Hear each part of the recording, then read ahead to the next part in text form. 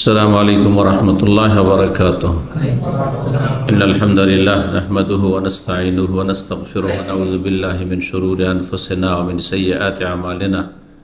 من يهده الله فلا مضل له ومن يضلل فلا هادي له. وأشهد أن لا إله إلا الله وحده لا شريك له وأشهد أن محمدا عبده ورسوله صلى الله تعالى عليه وعلى آله وصحبه وسلم تسليما كثيرا. أما بعد فأعوذ بالله من الشيطان الرجيم. ألم يعلم بأن الله يرى. সম্মানিত ভাতৃমণ্ডলী, আল্লাহ রাব্বুল আলামিনের প্রশংসা এবং প্রিয় নবী সাল্লাল্লাহু আলাইহি সাল্লামের উপর সালাত ও সালামের পর আজ বৃহস্পতিবার 19 শাওয়াল 1446 হিজরি মোতাবেক 17 এপ্রিল 2025 আমাদের ধারাবাহিক বিষয়ভিত্তিক আলোচনা। আজকে আমাদের সংক্ষিপ্ত একটি আলোচনা রয়েছে, যেটি আলোচনার নির্ধারিত বিষয় ছিল আগামী সপ্তাহে ইনশাআল্লাহ সে আলোচনা করব। সেটি হচ্ছে হক সম্পর্কীয়। আজকে আমরা একটু ব্যতিক্রম আলোচনা করব, কারণ এতে অধিকাংশ মুসলিম ভাই বোনেরাই লিপ্ত এই গুনায়। সেটি হচ্ছে গোপন পাপ, গোপন পাপ বা নির্জনতার গুনাহ। নির্জনতার গুনাহ মানুষের সামনে অনেকেই, বিশেষ করে যারা বাহ্যিক ধার্মিক ভিতরে অনেকটা ইমানের দুর্বলতার কারণে আভ্যন্তরীণ ক্ষেত্রে অথবা ব্যক্তি জীবনে নির্জনে অত ধার্মিক না। এদের কিন্তু অনেক সংখ্যা আছে। যথেষ্ট মানুষ এমন আছে বাহ্যিক রূপরেখা অত্যন্ত খুব সুন্দর, চমৎকার, কথাবার্তা, আচার আচরণ অথবা বেশভূষা, আর তার বাহ্যিক আমল, সহি আকিদা, 5 ওয়াক্ত সালাত ইত্যাদি সব আছে, কিন্তু নির্জনতার পাপ থেকে বাঁচতে পারে না। এটি বড়ই মারাত্মক। এই জন্য এই বিষয়টি কোনোদিন আলোচনা করিনি। এই মর্মে বিশেষ করে একটি হাদিস রয়েছে, মারাত্মক হাদিস। সেই হাদিসটি দিয়ে আজকে আলোচনা শুরু করব। গোপন পাপ। গোপনে রাখেন কোনো কথা কাজ, কোনো পাপ, অথবা প্রকাশ্যে করেন। প্রকাশ্যে করলে হয়তো আশেপাশের মানুষরাও জানলো, গোপনে করলে মানুষ জানলো না, কিন্তু মানুষেরাও তো জানছেন। এটা তো আমাদের আকীদা, এটা আমাদের বিশ্বাস, এটা তৌহিদ বিশ্বাস যে আল্লাহ রাব্বুল আলামিন সব কিছু জানছেন। তিনি আলিমুল গায়বি ওয়াশ শাহাদা, দৃশ্য অদৃশ্যের জ্ঞানী। তিনি সব কিছুই দেখছেন, তিনি বসীর, সর্বদ্রষ্টা। ফানাযিরুন কাইফা তা'মালুন ফায়ানযুরা কাইফা তা'মালুন, বিভিন্ন হাদিস রয়েছে। আল্লাহ দেখছেন, দেখতে চান যে কেমন তোমরা আমল করছো, তাহলে আল্লাহ দেখছেন সব কিছু। আল্লাহ তার জ্ঞানের দিক থেকে সব কিছু সম্পর্কে জ্ঞাত এবং হাজির। সত্তাগত দিক থেকে আল্লাহ রাব্বুল আলামিন আরশে আজিমে সৃষ্টির ঊর্ধ্বে, কিন্তু জ্ঞানের দিক থেকে সব জায়গায় আল্লাহ রাব্বুল আলামিন জ্ঞান মানে ইলম হাজির। আমার ইলম আমার পেছন দিক সম্পর্কে না, জ্ঞান সেখানে হাজির নয়। পেছন দেখি না, সামনে দেখছি শুধু। কিন্তু আল্লাহ রাব্বুল সামনে, পিছনে, ডানে বামে, এমন কি ভূগর্ভে যেখানে হোক না কেন, জলে হোক স্থলে হোক, সমস্ত কিছু, ক্ষুদ্র থেকে ক্ষুদ্রতম কিছু হোক, সব কিছু আল্লাহ দেখছেন, জানছেন এবং শুনছেন। এই জন্য আল্লাহর এই নামগুলি রয়েছে 99টা নামের মধ্যে। বসীরুন মানে সব কিছু যিনি দেখেন, আলিমুন মানে সর্বজ্ঞ, সব কিছু যিনি জানেন, সামিউন সব কিছু তিনি শোনেন, সর্বশ্রোতা, খবীরুন যিনি সব কিছুর সূক্ষ্ম খবর রাখেন, লতিফুন ক্ষুদ্র থেকে ক্ষুদ্রতম যে কোনো বিষয়ের যা মানুষের দৃষ্টিগোচর হয় না, দেখতে পাই না, চোখের সামনেও থাকলে দেখতে পান না। অনেক ভাইরাস আছে, অনেক জীবাণু আছে, এত ক্ষুদ্র থেকে ক্ষুদ্রতম যে চোখে ধরবেন না, দেখলেও বুঝতে পারবেন না যেখানে কিছু আছে। আল্লাহ সব কিছু দেখছেন। যে আল্লাহ সব কিছু দেখছেন, সব কিছু জানছেন, সব কিছু শুনছেন, তিনি কি আপনার গোপন পাপ সম্পর্কে, আমার গোপন অন্যায় সম্পর্কে জানছেন না? আপনি গোপনে কি আলাপ করলেন শুনছেন না? গোপনে কি ষড়যন্ত্র করলেন, কি নোংরামি করলেন আল্লাহ জানলেন না, শুনলেন না, দেখলেন না? সব কিছু আল্লাহ সম্যক অবগত। কোরআনে কারিমে এই মর্মে বহু আয়াত রয়েছে, কিন্তু সূরা আলাক, যে সূরার প্রথম অংশটি সর্বপ্রথম কোরআনে কারিমের নাজিল হয়েছে, তাই না? সূরা আলাক, ইকরা বিসমি রাব্বিকাল খালাক, তার আয়াত নম্বর 14-তে আল্লাহ বলেছেন আলাম ইয়ালাম, মানুষ কি জানে না, বেআন্নাল্লাহ ইয়ারা, যে আল্লাহ সব কিছুই দেখছেন। আল্লাহ সব কিছুই দেখছেন। আল্লাহর ওপর কোনো কিছু গোপন রাখা যায় না। স্ত্রী থেকে গোপন রাখা যায়, স্বামী থেকে গোপন রাখা যায়, বাপ মা থেকে গোপন রাখা যায়, বস থেকে গোপন রাখা যায়, সরকার থেকে গোপন রাখা যায়। যতই গোয়েন্দা, একবার গোয়েন্দা যতই পারদর্শী হোক, এক্সপার্ট হোক না কেন, যতই স্ট্রং হোক, গোয়েন্দা থেকেও তাদের চোখেও ধোলা দেওয়া যায়, কিন্তু রব্বুল আলামিন থেকে লা তাখফা মিনকুম খাফিয়া, আল্লাহর কাছে কোনো কিছু লুকিয়ে রাখা যায় না, সব কিছু জানছেন। এটি আমাদের আকীদা, এটি আমাদের বিশ্বাস। আকীদা এই জন্য মানুষের সার্বিক ক্ষেত্রে দু চারটি বিষয় নয়, যে আমরা মাজারে যাই না, আমরা পীর ধরি না, তো আমরা মিলাদ করি না, এই দু চারটি হাতে গোনা আকীদা, এই আকীদা সহি আকীদা শুধু নয়, সার্বিক জীবনে আকীদা, সার্বিক জীবনে আকীদা, যা আল্লাহ সম্পর্কে বলা হয়েছে, যা রাসূল সম্পর্কে বলা হয়েছে, যা কোরআন সম্পর্কে, দিন সম্পর্কে, আখিরাত সম্পর্কে বলা হয়েছে। আখিরাতে হাসর মাঠে হাজির হইতে হবে, আছে কি নেই? হাজির হয়ে প্রথম যা হিসাব হবে তা হচ্ছে সালাত, ঠিক না? সালাত সম্পর্কে প্রথম যা বিচার হবে তা হচ্ছে খুনের কেস, মারামারি কেস, খুনের সাথে জড়িত, সে সরাসরি অথবা পরোক্ষভাবে মদদ জুগিয়েছে, চক্রান্ত করেছে, কুপরামর্শ দিয়েছে, পরিচিত করেছে, মানুষকে নামিয়ে দিয়েছে মারামারি করার জন্য, সব শামিল তাতে। এই বিষয়গুলি আমাদের জানতে হবে, এবং এগুলো আকীদার বিষয়, তো আমলের বিষয় নয়, আকীদার বিষয় আগে। সমস্ত আমলের আগে হচ্ছে আকীদা, ধর্মীয় বিশ্বাস। আলাম ইয়ালাম বিআন্নাল্লাহ, আর মানুষ কি জানে না, বিশ্বাস করে না যে আল্লাহ সব কিছু দেখছেন রব্বুল আলামিন। হাদিসটি শোনাই, হাদিসটি ইবনে মাজার হাদিস। হাদিসের প্রসিদ্ধ কিতাব কয়টি? 6টি। আমাদের দেশে সেহা সিত্তা বলে, 6টি সহি, 6টি সহি নয়, তবে কুতুবুস সিত্তা বা 6টি মূল হাদিস। হাদিসের অনেক গ্রন্থ রয়েছে, তার মধ্যে 6টি মূল গ্রন্থ, গুরুত্বপূর্ণ গ্রন্থ, বুখারী, মুসলিম, আবু দাউদ, নাসাই, তিরমিজি, ইবনে মাজাহ। 6টি সহি এই জন্য নয় যে বুখারী মুসলিম ছাড়া বাকি হাদিসগুলোতে সহিও আছে, জয়ীফ দুর্বলও আছে, আর কিছু জালও আছে। ইবনে মাজাহ, তিরমিজিতে এগুলোতে জাল হাদিসও আছে, ভিত্তিহীন হাদিসও কিছু আছে, আবু দাউদ, নাসাইতে। তো এই ইবনে মাজার হাদিস, হাদিসটি কিন্তু সহি। আল্লামা আলবানী রাহমাহুল্লাহ হাদিসটিকে সহিহুল জামির 5028 নম্বর হাদিস, হাদিসটিকে সহি বলেছেন। সওবান রাদিয়াল্লাহু তাআলা আনহু, রাসূলুল্লাহ সাল্লাল্লাহু আলাইহি ওয়াসাল্লাম সাহাবী, তিনি বর্ণনা করছেন যে নবী সাল্লাল্লাহু আলাইহি ওয়াসাল্লাম বললেন, লা আ'লামান্না আকওয়ামান মিন উম্মতি, আমার উম্মতের কিছু সম্প্রদায়কে, কিছু জাতিকে, কিছু মানুষকে আমি জানি তাদেরকে।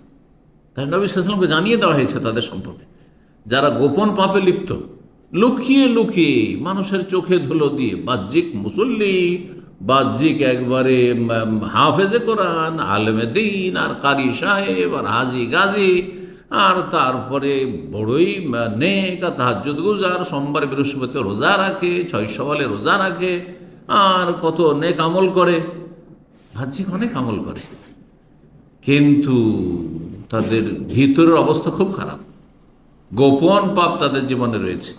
লা আ'লামান্না আকওয়ামান মিন উম্মতি, আমার উম্মতের বেশ কিছু সম্প্রদায়কে, কওমের বহু বচন আকওয়াম, বহু জাতীয় হইতে পারে, বহু মানুষ আছে যাদেরকে আমি জানি, ইয়াতুনা ইয়াউমাল কিয়ামাতি বিহাসানাতিন আমসালা জিবালে তিহামা, তারা হাসরের মাঠে আসবে সর্বহারা, নিঃস্ব হয়ে নয়, যে নেকি নেই, কোনো নেকি করেনি এমন নয়।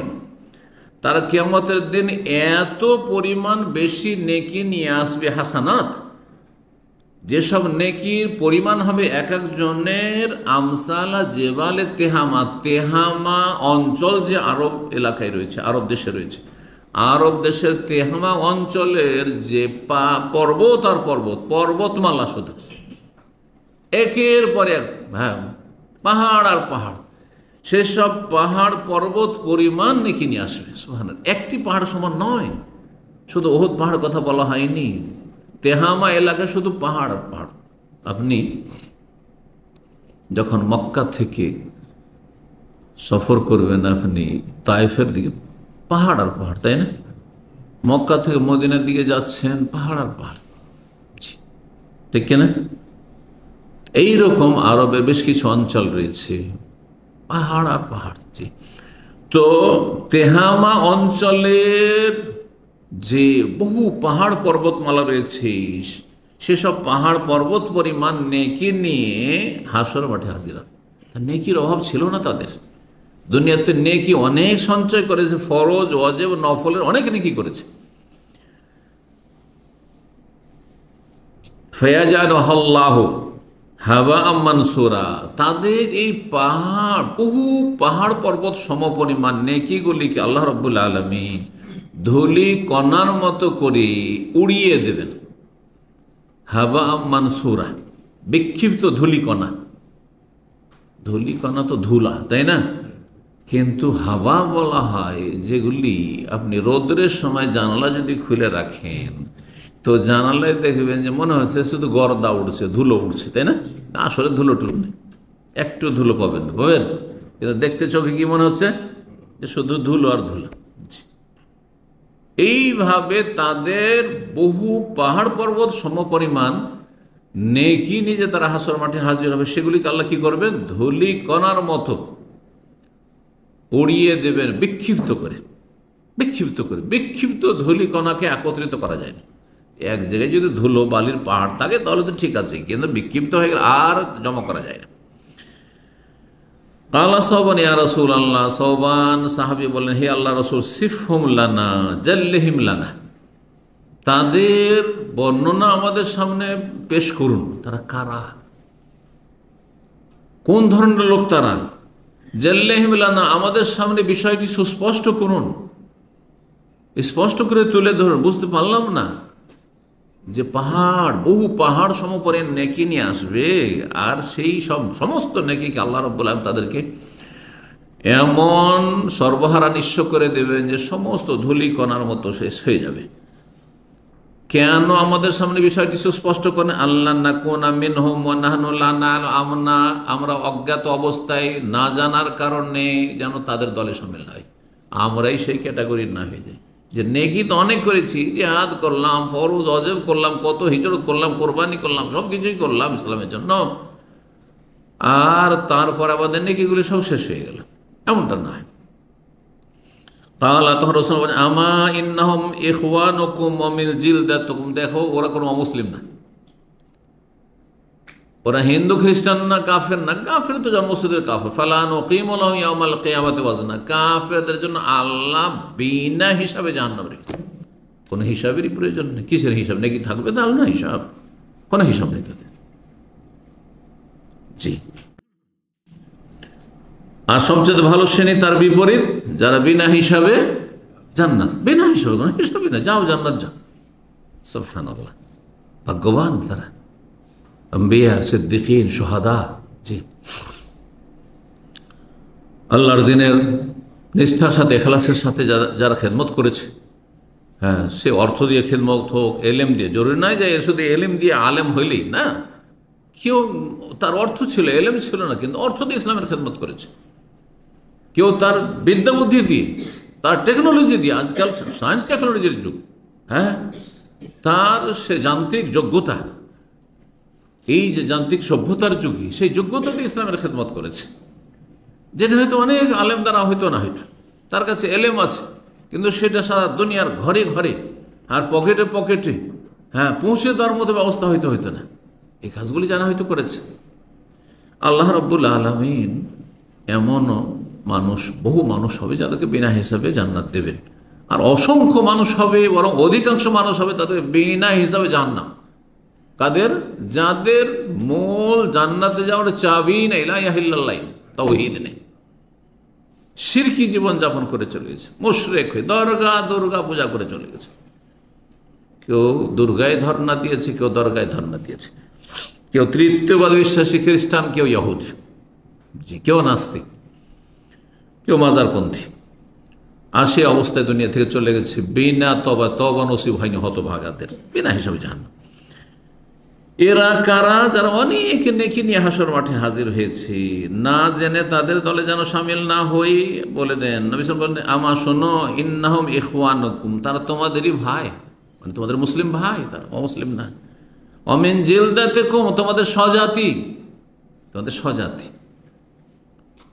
আরব হলে আরব জাতি, আর বাঙালি হলে বাঙালি মুসলিম, হ্যাঁ মুসলিম জাতি।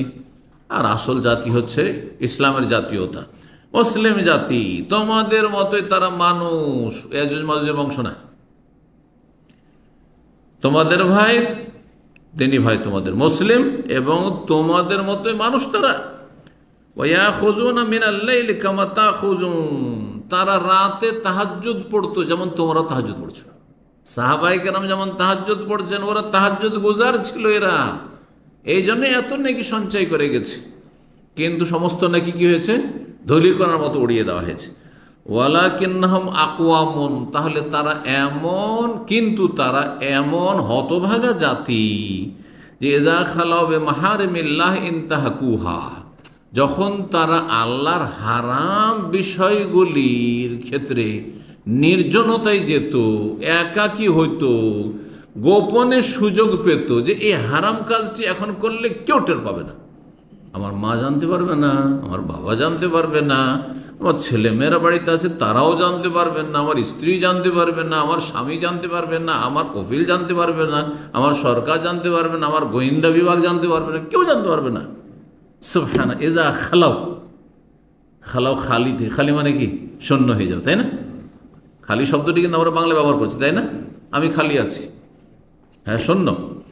যখন নির্জনে খালি জায়গায় যেত, খালি জায়গায় বলি না আমরা, খালি জায়গায়, জি, যখন নির্জনতায় যেত, খালাও, আর সেখানে হারাম কথা কাজের সুযোগ পেত, হারাম কথা কাজের সুযোগ পেয়ে গেল, যে কোনো হারাম হোক না কেন, সে কাগজপত্রের, হ্যাঁ জালিয়াতি করে হোক, আর জেনা ব্যভিচার হোক, আর সমকামিতাই হোক, আর পর্নোগ্রাফি ব্লু ফিল্ম হোক, হ্যাঁ যেমন আজকাল ব্লু ফিল্ম রোগ, হ্যাঁ নোংরা ছবি দেখা রোগ, অথবা বেগানা নারীর সাথে বেগানা পুরুষের আপনার প্রেম আলাপ হোক, পরকীয়া প্রেম হোক, জি, নারীর আসক্তি, পুরুষের আসক্তি, বেগানা পুরুষের আসক্তি, নারী পুরুষের, এসবগুলি নির্জনে হয় না? সবার সামনে হবে? সবার সামনে তো বোরকা পরে আছে হয়তো, সবার সামনে বোরকা না বললে, বলছে বোরকা না পড়লে কি হবে, আমার পর্দা এখানে আছে, বেদিন কিছু মহিলা আছে, এইখানে পর্দা আছে, ওর দাবিতে কম না, বুঝতে পারছেন না? দাবিতে কম না। এরা বেশি, হ্যাঁ বদ প্রকৃতির, যে যত বেশি বদ প্রকৃতির, হ্যাঁ আমাদের সমাজে একটা কথা আছে না, চোরের মায়ের বড় গলা, বুঝতে পারছেন না?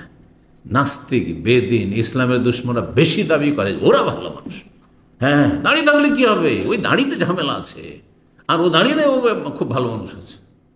এক শ্রেণীর মানুষ এরকম মনে করে, আমি নামাজ না পড়লে কি হবে, আমার এখানে ইমান, আমার ইমান পাক্কা আছে। আরে তোমার ইমান পাক্কা তাহলে তুমি বেনামাজি হইতেই না, কারণ বেনামাজির জন্য আল্লাহ জান্নাত তৈরি করেন, নামাজের জন্য জান্নাত তৈরি করেছে। তারপর নামাজিও যদি অন্যান্য পাপ থাকে, নির্জনতার পাপ থাকে, তো জাহান্নামে যাবে, তার পাহাড় সমান নাকি সব শেষ, ধূলিকণার মতো নিঃশেষ করে দেওয়া হবে।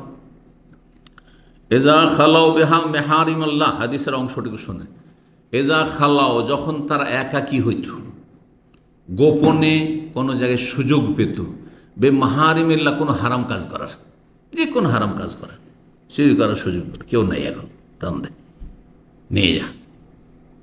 এজা খালাও বে মাহারিমিল্লাহ, ফেসবুক নিয়ে রাতের অন্ধকারে বিছানায় একাই, আর কেউ নেই রুমে, সোশ্যাল মিডিয়ায় গুনাহার গুনাহার গুনাহ, ভালো দেখতে ভালো কম, আর গুনহার আসক্তি, জি, ছবির আসক্তি, জি, ছবির প্রেম, ছবির আসক্তি, ইস্কুসওয়ার, এটি আর একটি বড় ফেতনা কিন্তু। জি, এই যে পর্নোগ্রাফির যারা আসক্ত, হ্যাঁ, তাদের যদি স্ত্রী বিয়েও দিয়ে দেন তবু তার মাঝেও দেখব এমন নেশা, মদের মতো নেশা, হিরোইন গাঁজার মতো নেশা। ইযা খালাউ বিমাহারিম আল্লাহ, আল্লাহর হারাম জিনিস নিয়ে যখন নির্জনে যাওয়ার সুযোগ পেত, কোনো জায়গায় একাকী হইতো, ইনতাহাকুহা, তখন সেখানে সীমা লঙ্ঘন করতো, পাপে লিপ্ত হয়ে যেত, তখন গোনায় লিপ্ত হয়ে যেত। চুরি করার সুযোগ পেলে চুরি করে নিল, আর যদি সেখানে বেমানি করার সুযোগ বেমানি করিল, টাকা পয়সা নিয়ে উদাও, এখন তা আর ধরতে পারবে না, আমি তো দেশের বাইরে এখন আউট হয়ে গেছে, আমাকে আর ধরার ক্ষমতা নেই, আমি টেলিফোন চেঞ্জ করে দিয়েছি, ইত্যাদি ইত্যাদি, যে কোনোভাবে হোক না কেন, যখন সুযোগ পেল তখন পাপে লিপ্ত হয়ে গেল। এই গোপন পাপের ভয়াবহ পরিণাম, গোপন পাপের ভয়াবহ পরিণাম বলছিলাম। গোপন পাপের একটি হচ্ছে জেনা ব্যভিচার, আর জেনা ব্যভিচারের প্রথম ধাপ হচ্ছে পরকীয়া প্রেম। পরকীয়া প্রেম, জি। যখন মহিলার সুযোগ পায়, আমার স্বামী বাড়িতে নেই, আমার শ্বশুর শাশুড়ি দূরে আছে, আমার বাবা মা দূরে আছে, অত বড় জানতে পারে না, আমি তখন রুমে, চলছে। এদিকে প্রবাসী, এখানে আমার স্ত্রীও নেই, বাপ মাও না, কেউ আমাকে চেনেও না, সুতরাং চলছে, পাপ চলছে, পাপই পাপের জায়গায় খুঁজে নিচ্ছে। বাহ্যিক সে মুসলিম এবং বেশ কিছু ভালো কাজও করেছে, রমজানে অনেক নেকি করেছে, কিন্তু এইসব নেকি কি কাজে আসবে যদি গোপন পাপ জীবনে থাকে? যেন গোপন পাপ থেকে মুক্ত হইতে হবে। গোপন পাপ থেকে মুক্ত হওয়া হচ্ছে ইখলাস, নিষ্ঠার বাস্তব প্রমাণ। আমার কথাটি বুঝলেন? আমি মানুষের সামনে যেমন ভালো, তার চেয়ে ভালো আমি নির্জনে হওয়ার চেষ্টা করি, এটা আপনার ইখলাসের প্রমাণ বহন করে যে সত্যি আপনি আল্লাহর ইবাদতবন্দি করছেন। কারণ আপনি জানছেন যে আমি মানুষের সামনে তো আংশিক মানুষকে খুশি করা উদ্দেশ্য, যাতে মানুষের আমাকে ভালো মানুষ মনে করে, তাই না? কিন্তু যখন একা থাকছি, তখন আল্লাহ ছাড়া তো ওখানে কেউ খারাপ মন্তব্য করবে যে লোকটি খারাপ, এটা তো কোনো উপায় নেই। সেই সময় আপনি পাপ থেকে অনেক দূরে থাকছেন। আপনি, এটা আপনার আন্তরিকতা, আপনার ইখলাস, নিষ্ঠা, আপনার খুলুসিয়াত, আপনার লিল্লাহিয়াত, আপনি যে আল্লাহ আল্লাহ মানুষ, আপনি যে আল্লাহ ভীরু মানুষ, এর প্রমাণ দলিল বহন করে যে আল্লাহ, আমি তো ইচ্ছা করলে সব কিছুই করতে পারতাম, একমাত্র তোমার ভয় করিনি, যেমন ইউসুফ আলাইহিস সালাম। আমি ইউসুফ আলাইহিস সালামের সুন্নত, আদর্শের অনুসারী ছিল। আম্বিয়া রসুলগণের অনুসরণ আল্লাহ করতে বলেছেন। উলাইকাল্লাযীনা হাদাল্লাহ, সূরা আনামের একটি জায়গায় 18টি নবীর কথা আল্লাহ বর্ণনা করেছেন, আর তারপরে বলছেন এদেরকে আল্লাহ স্পেশাল হেদায়েত করেছেন, হেদায়েতের সার্টিফিকেট। সুতরাং ফাবে হোদাহ মুক্তাদে, শেষ নবী সাল্লাল্লাহু আলাইহি ওয়াসাল্লামকে আল্লাহ বলছেন, মুহাম্মদ সাল্লাল্লাহু আলাইহি ওয়াসাল্লাম বলছেন, এবং পরোক্ষে আমাদেরকে বলা হচ্ছে সকলকে যে এই 18 জন নবীর হেদায়েতের ইক্তেদা করো, মানে অনুসরণ করো। যেমন ইমামের ইক্তেদা বলি আমরা, ইমামের পিছনে অনুসরণ করা, ইক্তেদা মানে ফাবে হোদাহ মুক্তাদে, এই 18 জন নবীর আদর্শের, তরিকার, হেদায়েতের অনুসরণ করা, তাদের পথের পথিক। তাদের অন্যতম ইউসুফ আলাইহিস সালাম। ইউসুফ আলাইহিস সালাম রাজ পরিবারে রানীর সাথে ব্যভিচার করার সুযোগ পেয়েছেন, কেন কি বলেছেন? মাআযাল্লাহ, আল্লাহ আমাকে রক্ষা করুন, আল্লাহ আমার হেফাজত করো, আল্লাহর কাছে পানা চাইছি, আশ্রয় চাইছি এ অনিষ্ট থেকে, ব্যভিচার থেকে। ইন্নাহু রব্বি, সেই তো আল্লাহ, 7 আসমান 7 জমিনের রব, আরশের মালিক। আহসানা মাসওয়ায়ে, তিনি আমাকে কত ভালো জায়গা দিয়েছেন। আমি তো কূপে পড়েছিলাম, আমার সৎ ভাইরা তো কূপে আমাকে নিক্ষেপ করেছিল, এবং ভেবেছিল যে এখানেও মরেই যাবে, ও শেষ হয়ে যাবে, আর জীবনেও সাথে দেখা হবে না। কল্পনা করতে পেরেছিল যে একসময় তার সামনে আমাদেরকে দাস হয়ে, গোলাম হয়ে, অসহায় হাজির হইতে হবে? সুবহানাল্লাহ, আল্লাহ ওইখান থেকে উঠিয়ে নিয়ে এসে কত জায়গায় ঘুরে ফিরে আসে, রাজার বাড়িতে আল্লাহ পৌঁছে দিয়েছেন। বিক্রিও হইলেন অল্প পয়সাতে, গোলাম হয়ে বিক্রি, গোলামের জীবন কাটলো, আর তারপর আল্লাহ রাজ প্যালেসে পৌঁছে দিয়েছেন। আর সে আল্লাহকে আমি ভুলে যাব? চিন্তা করুন তো, আপনি আমি কত দুর্বল ছিলাম, কত মূর্খ ছিলাম, হ্যাঁ, কত অসহায় ছিলাম। না ছিল পয়সা, না ছিল এলেম, না ছিল বিদ্যা বুদ্ধি, না ছিল বিদেশ, কোনো কিছুই ছিল না। আল্লাহ কত দূর নিয়ে এসেছেন চিন্তা করেন। তারপরেও যদি পাপ করেন, তো আপনার ইউসুফ আলাইহিস সালামের কথাগুলি স্মরণে আসে না যে আল্লাহ কোথায় ছিলাম, পল্লী গ্রামে কোথায়, চাষির বাচ্চা ছিলাম, হ্যাঁ, গরিবের ছেলে ছিলাম, পথের ভিখারি ছিলাম, ফকির ছিলাম, সেখান থেকে আল্লাহ তুমি আহসানা মাসওয়ায় ভালো জায়গায় উঠিয়ে নিয়ে এসছো আল্লাহ রাব্বুল আলামিন। আল্লাহ তোমার শুকরিয়া আদায় করছে, আমি গোপনে গুনাহ করবো না। আরো বললেন রব্বিস সিজনু আহাব্বু ইলাইয়া মিম্মা ইয়াদুনানি ইলাইহি। আল্লাহ যদি জেলেও যেতে হয় জানো, আমাকে ধমক দেওয়া হচ্ছে, তুমি যদি আমার মনের আশা পূরণ না করো তোমাকে জেলে পাঠাবো। আল্লাহ আমি জেলকে বেশি ভালোবাসি এই জেনার চাইতে। সুবহানাল্লাহ। আহাব্বু ইলাইয়া, জেল আমার কাছে বেশি প্রিয়, মিম্মা ইয়াদউনানি ইলাইহি, যেই দিকে আমাকে কি করছে, প্রলোভন দিচ্ছে, প্ররোচিত করছে ব্যভিচার করার জন্য, কুকাজের জন্য, তার চাইতে অনেক বেশি শ্রেয় আমার কাছে। 1-2 সপ্তাহ 1-2 মাস নয়, কতদিন জেলে থাকলেন? হ্যাঁ, ফালাবিসা ফিস সিজনি বিদআ সিনিন, কয়েক বছর, 7 বছর। সুবহানাল্লাহ। তারপর নির্দোষী না হওয়া পড়তো, আমি নির্দোষী খালাস, আমি আসলাম কেন জেলে? যতক্ষণ ফয়সালা না হবে ততক্ষণ আমি যাব না। জি, আল্লাহু আকবার। আল্লাহ রাব্বুল আলামিন যেন প্রিয় রাসূল সাল্লাল্লাহু আলাইহি ওয়াসাল্লামের অনুসরণে তৌফিক দান করেন, আম্বিয়া রাসূলগণের অনুসরণে তৌফিক দান করেন, সাহাবায়ে কেরাম, সিদ্দিকিন, শুহাদা, ভালো মানুষ, উলামা যারা কোরআন সুন্নাহর আলেম, তাদের অনুসরণে তৌফিক দান করেন। ভালো কাজে আল্লাহ সার্বিক সহযোগিতার এবং সার্বিক ক্ষেত্রে থাকার ভালো মানুষদের সাথে তৌফিক দান করেন, গুনাহ থেকে আল্লাহ বাঁচিয়ে রাখেন।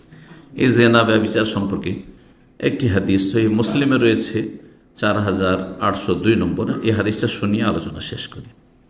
আবু হুরায়রা রাদিয়াল্লাহু তাআলা আনহু বলছেন, আলা কুল্লি নাফসিন মিন বানি আদম কুতিবা হাযযুহু মিনাজ জিনা, প্রত্যেক আদম সন্তানের ভাগে কিছু না কিছু জেনার অংশ লেখা হয়েছে, ব্যভিচার অংশ লেখা হয়েছে।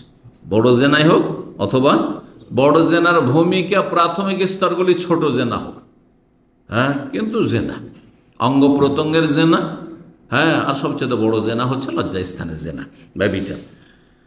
আদম সন্তানের প্রত্যেকের ভাগে কি লেখা হয়েছে? জেনা ব্যভিচার একটা অংশ লেখা হয়, হাযযুহু মানে তার অংশ লেখা হয়েছে। আদরাকা যালিকা লা মুহাল্লা, যা তার তকদিরে লেখা আছে তা হবে। তার মানে এই না সে বাধ্য না। বাধ্য কি? একটা মেয়ে খোলামেলা যাচ্ছে রাস্তা, আপনি দেখতে বাধ্য? আমি না স্বাধীন হয়ে দেখছেন? স্বাধীন হয়ে দেখছেন, তাহলে বোঝা গেল তকদির মানে আমাদেরকে বাধ্য করা হয়নি। আল্লাহ আলিম খাবির, সব জানছেন যে আপনার আমার প্রকৃতি স্বভাবটা কেমন হবে, আমল কেমন হবে, আচার আচরণ কেমন হবে, সেই আল্লাহ সব কিছু জানেন, অতীত, বর্তমান, ভবিষ্যৎ, তিনি তকদির লিখেছেন। ফাল আইনও, চোখের জেনা রয়েছে, অনেকে চোখের জেনায় লিপ্ত। জেনা হান্নাজরও, চোখের জেনা হচ্ছে দৃষ্টি নিক্ষেপ করা, বেগানা মহিলাদের তাকান, হ্যাঁ। ওয়াল আজানো, কানের জেনা, জেনা হাল ইস্তেমাও, শোনা, কেউ অশ্লীল গান শুনছে, হ্যাঁ, প্রেমের গান শুনছে, অথবা কোনো বেগানা মহিলার সাথে কথা বলছে আর মিষ্টি মিষ্টি সুরে কথা বলছে, আমোদ ফুর্তি করছে, তার সাথে শুনছে, কানের জেনা। কথা বলছে জবানের জেনা, যেহেতু কথা বলছে বেগানা মহিলার সাথে, আর ওর কথাগুলি শুনছে, কানের জেনা হচ্ছে। কোনোদিন চিন্তা করেছেন যে একটা বেগানা মহিলার সাথে অতিরিক্ত যখন কথা বলছেন, আপনি আমোদ ফুর্তির প্রেমের গল্প, তখন আপনার জবানও জেনা করছে আর আপনার কি কানও জেনা করছে, আর কিছু করে না, তার আগে কলব জেনা করছে, কারণ মনটা ওইদিকে ঝুঁকছে, সেই জন্য আপনি টাইম দিচ্ছেন, হ্যাঁ, সেই জন্য আপনি লম্বা কথা চলছে তার সাথে, হ্যাঁ। একজন পুরুষ লোক হলে, একজন বুড়ো মানুষ হলে, একজন গরিব হলে তো কথা বলতেন ওর সাথে, কথা বলে তাড়াতাড়ি কেটে যাওয়ার চেষ্টা করতেন। কি ব্যাপার, এত লম্বা কথা কেন? জি, তাহলে কলবের জেনা আগে। যখন একটা বেগানা মহিলার সাথে বা বেগানা পুরুষের সাথে, একজন বেগানা মহিলা, হ্যাঁ, প্রবাসীর স্ত্রী বেগানা পুরুষের সাথে কথা বলছে, তার অন্তর জেনা করছে, জবান জেনা করছে যখন কথা বলছে, আর কানও জেনা করছে। সুবহানাল্লাহ, চিন্তা করছেন। আর যদি দেখে ওর দিকে, ওর ছবির দিকে, তো চোখও জেনা করছে। একসাথে কতগুলি জেনা হচ্ছে, চিন্তা করতে হলে।